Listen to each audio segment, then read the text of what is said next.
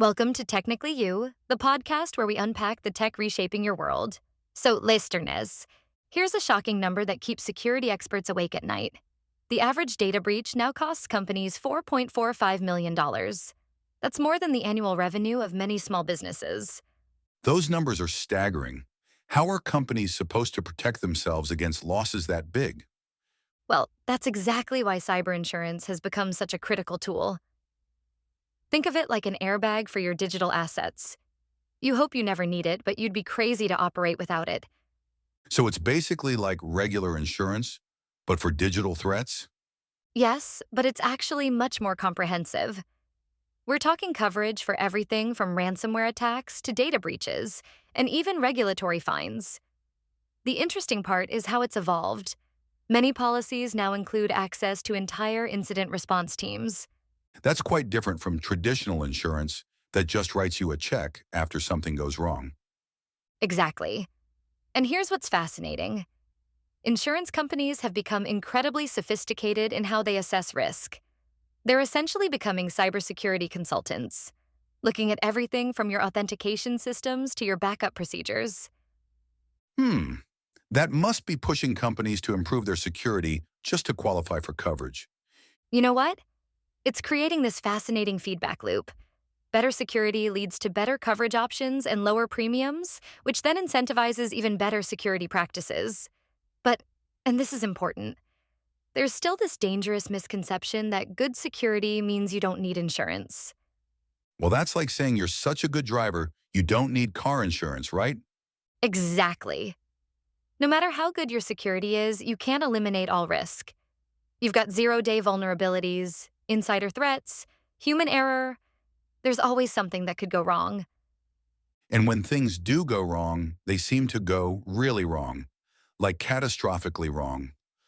Oh, let me tell you about a real case. There was this medium-sized company that thought they were fully covered for ransomware. But when they got hit, they discovered their policy required specific types of backup systems they didn't have in place. The whole thing was just devastating. That must have been a nightmare scenario, discovering you're not actually covered right when you need it most.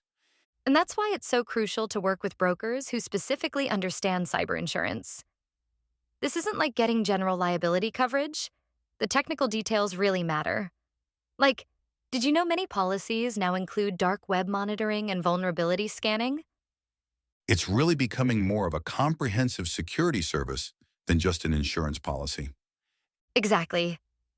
And here's what's really interesting about the regulatory aspect.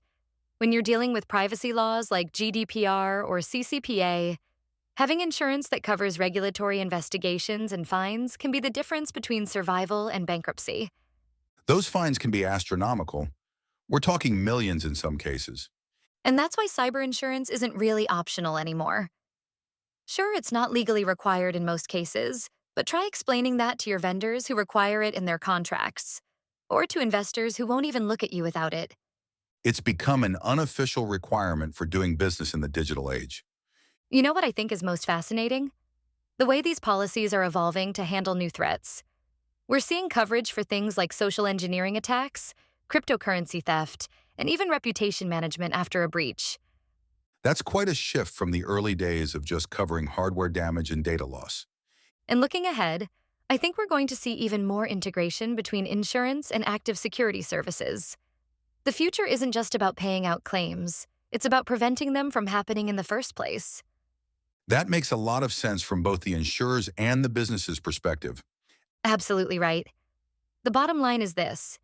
In today's digital world, cyber insurance isn't just financial protection. It's a crucial part of your overall risk management strategy. And with threats evolving daily, that protection is more important than ever. Cyber insurance doesn't replace a solid security program, but it complements it. It's your plan B for when things go sideways. So whether you're a startup or a Fortune 500 company, cyber insurance is more than a checkbox. It's a strategic safeguard in a digital-first world. Thanks for joining us on Technically You. Don't forget to subscribe and come back for some more discussion on the latest in technology. And as always, stay connected and stay curious.